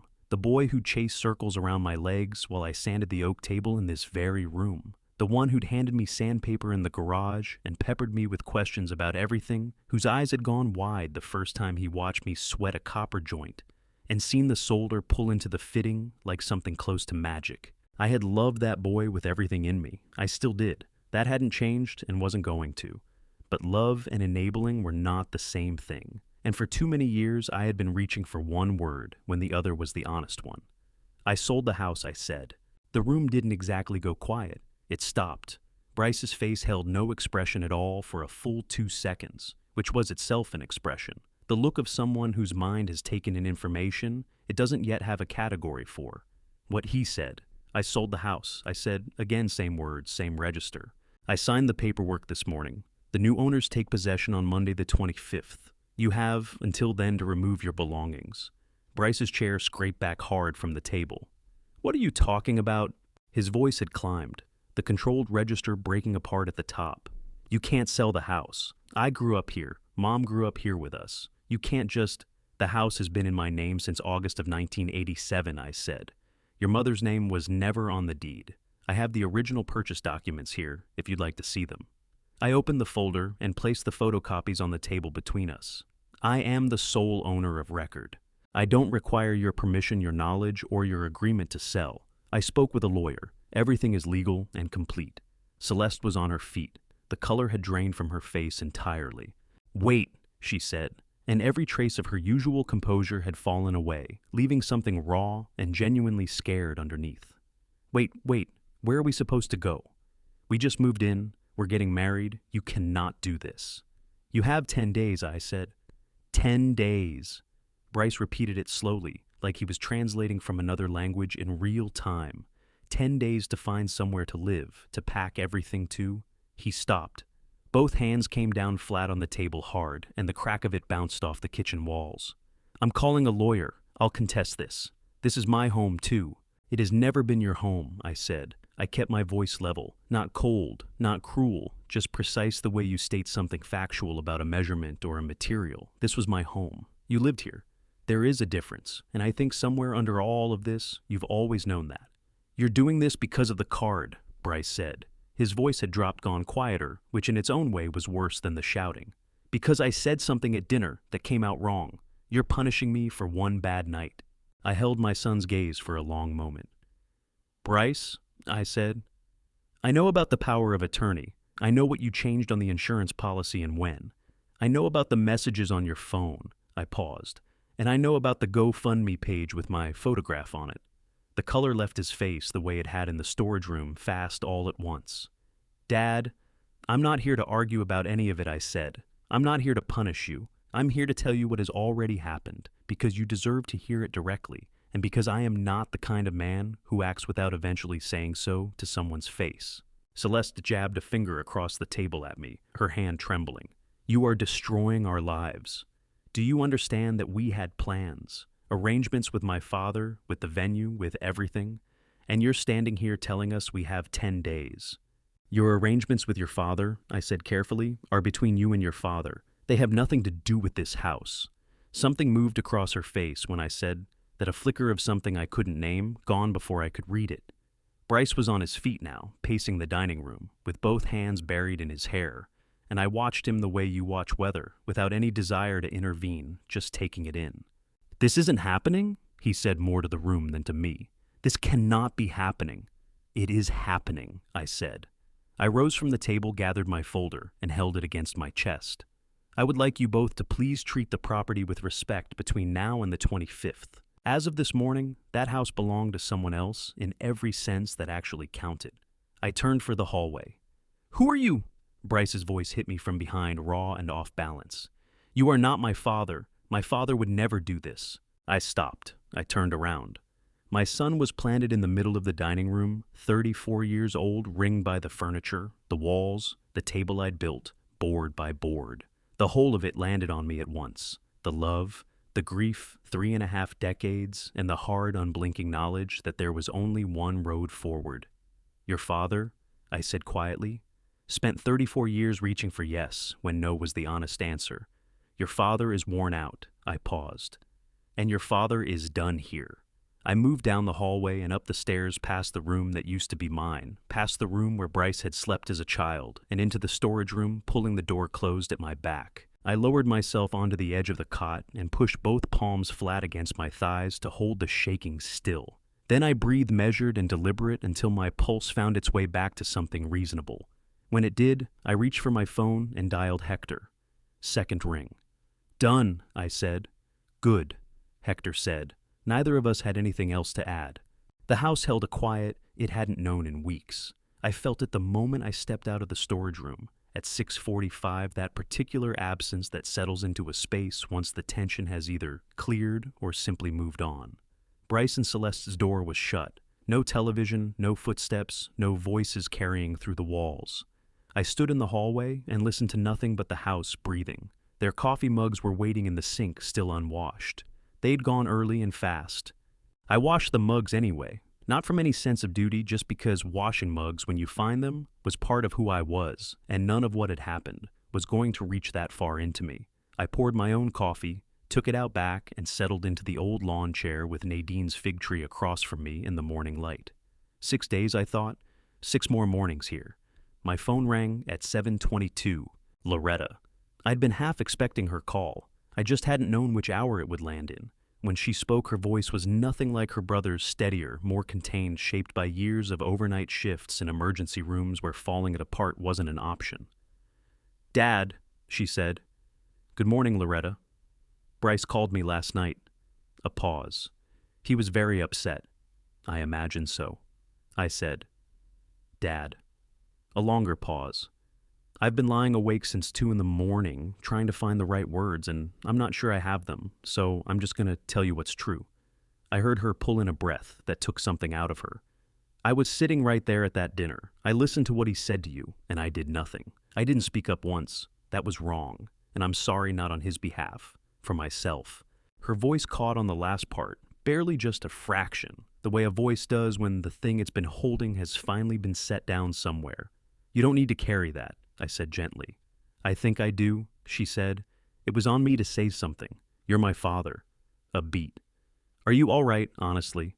"Honestly," I said, "I haven't felt this steady in a long time." She went quiet. Then, "Bryce said you sold the house." I did. "He said you found something, a condo in the Oakland Hills." "Second floor balcony," I told her, looking out over the city. The quiet that followed had a different texture than the ones before it, softer. "That sounds like something Mom would have loved," she said. Something tightened inside my chest, at that more than I'd prepared for. "Yeah," I said, "it does. Can I come visit?" The question came out a little younger than she was, the way it does when someone isn't sure whether the asking is theirs to do. Anytime I said, "There will always be a room for you there. That hasn't changed. It isn't going to." She made a sound, a particular kind of controlled exhale I recognized from a woman who'd spent her career not letting herself cry on the clock and couldn't always turn that off at home. We talked for another 20 minutes, moving through smaller territory, her work, a patient who'd made her laugh the week before, Theo's plans over at the auto shop, the sort of conversation we hadn't managed in years. No hurry to it, nothing. It needed to accomplish the kind that reminds you that a family doesn't unravel everywhere at once. After we said goodbye, I stayed on the porch until the air had fully warmed around me. At 9:30, Inez came through the back gate carrying a covered plate. "Empanadas," she said with the tone of someone stating the obvious. She settled into the other chair, the one that had been Nadine's, and we ate the way neighbors eat when the friendship has run long enough that a shared meal doesn't need a reason. After a while, she mentioned she'd heard raised voices the night before. I told her what I'd done. She pulled another piece from her empanada and nodded once. "Good," she said. I thanked her for what she'd said in the living room the week before. She brushed it off with a short sound, said she'd only spoken what was plainly true, and that someone had to, eventually. We sat there until the plate was bare. My phone buzzed on the armrest. "Bryce. Found a place. Out Sunday. Don't expect a goodbye." I read it through, once turned the phone over so the screen faced down and looked out at the fig tree. What moved through me wasn't hurt. It was something slower and quieter, the particular ache of watching someone reach for the reduced version of who they could be when the fuller version was right there unclaimed. "Everything okay?" Inez asked. "Yes," I said, and it was. Darnell Okafor pulled up at 9:00 on the dot, same blue jacket from the closing. Priscilla was beside him, with the baby in the carrier, wearing the expression of someone who kept almost believing this was real and then pulling back from it. I was at the front door to meet them. "Mr. Pruitt," Darnell said. "It's yours now," I told him, and moved out of the way. The 6 days leading up to this, I had moved through the house in a state of deliberate calm, the focused, unhurried efficiency of a man who has settled into a decision and is simply seeing it through. Bryce and Celeste had cleared out Sunday as they'd promised wordlessly, as they'd also promised, leaving 3 garbage bags of abandoned items just inside the door, which I left for Darnell and Priscilla to sort out as they saw fit. I was hauling my last bag toward the truck when the second vehicle rolled up. Black Mercedes, Piedmont plates. Harlan Drayton climbed out first, wearing a sport coat, then a woman I placed as Vivienne, and behind them a man in a dark suit gripping a leather briefcase with the flat expression of someone executing a professional task. Harlan swept his gaze across the house, the way a man does when he's arrived to claim something he considers already his. Then Darnell Okafor stepped into the doorway behind me, a set of keys in hand. Harlan looked at Darnell. Darnell looked at Harlan. The man with the briefcase consulted his phone. "Can I help you?" Darnell asked. Harlan pivoted toward me, unhurried. "Mr. Pruitt," he said. "What exactly is happening here?" "I sold the house," I said. To Mr. and Mrs. Okafor. The closing was the 18th. Today is possession day. Harlan's jaw went tight. His eyes moved from the house to Darnell in the doorway to me, and behind them, something shifted.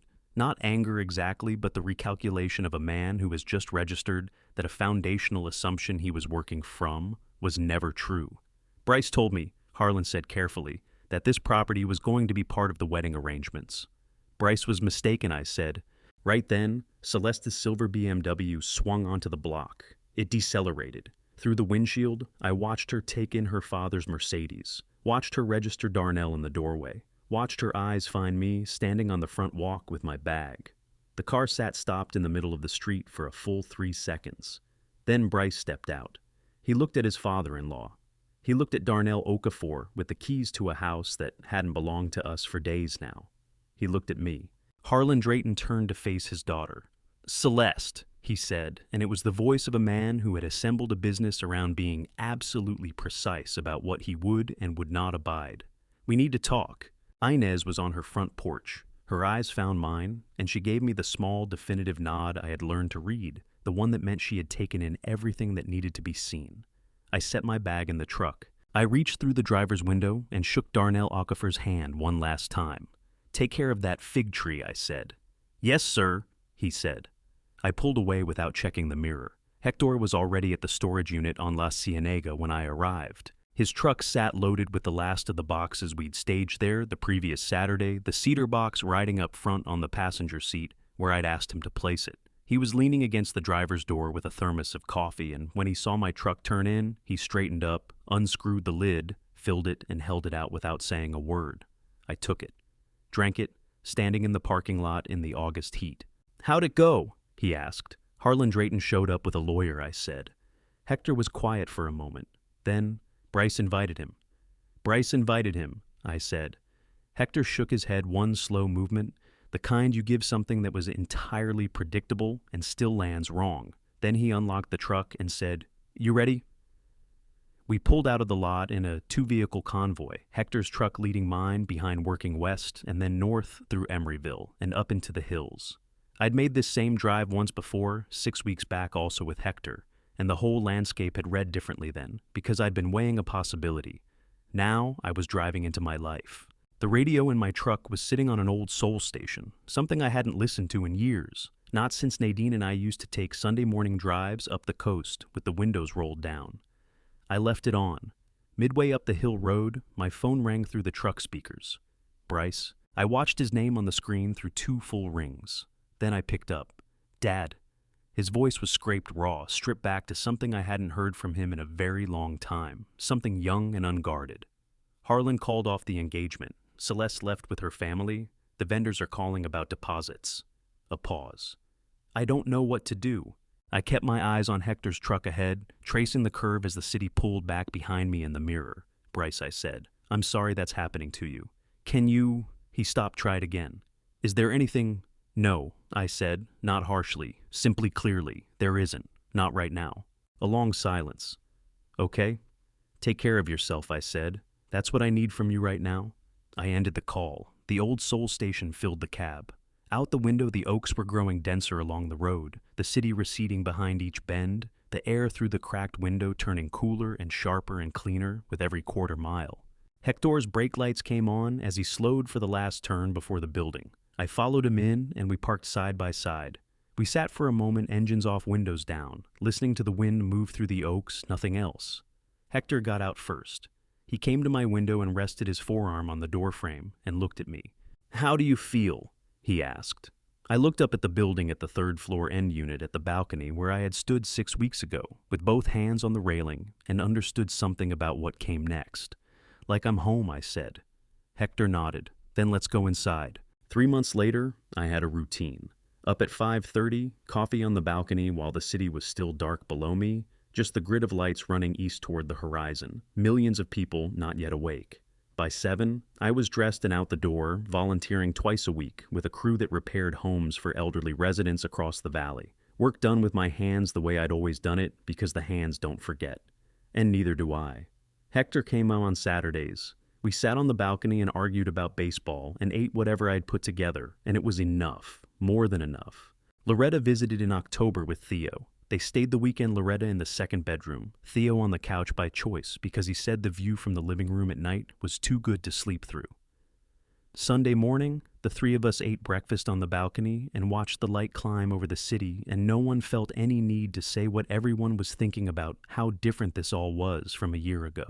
Bryce's letter came in November, a real one, handwritten, sealed in an envelope addressed in the careful block print of someone who had slowed all the way down and meant every word. He was in therapy. He'd found a job at a property management company, entry-level, legitimate work. He was sharing a studio in Temescal with a roommate. He wasn't asking for anything. He just wanted me to know. I read the letter 3 times. Then I set it on the kitchen counter and stood looking at it for a long while. I didn't write back that week. I needed it to settle, needed to understand what I actually felt before I let myself decide anything. What I eventually understood was something cautious and tentative.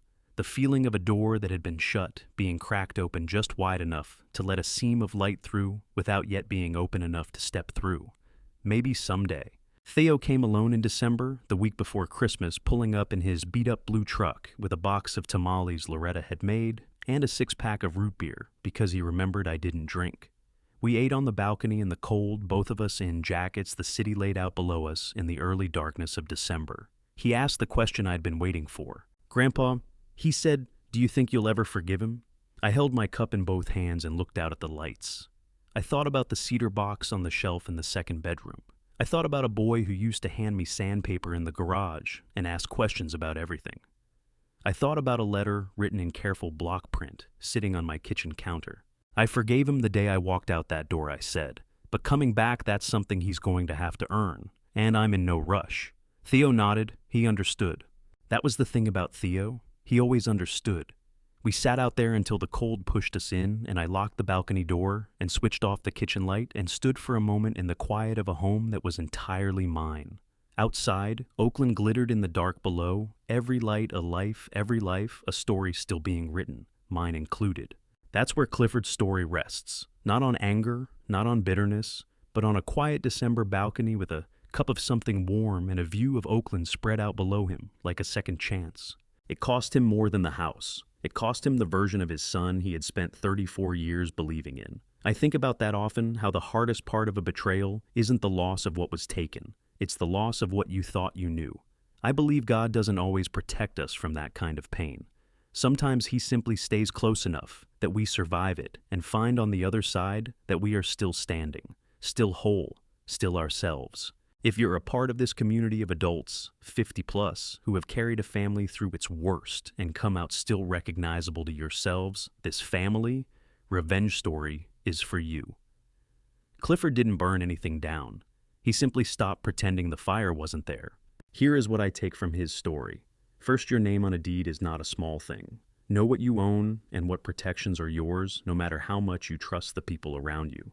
Second, the kindest version of love is not the one that absorbs everything in silence. Sometimes love means drawing a line clearly and holding it.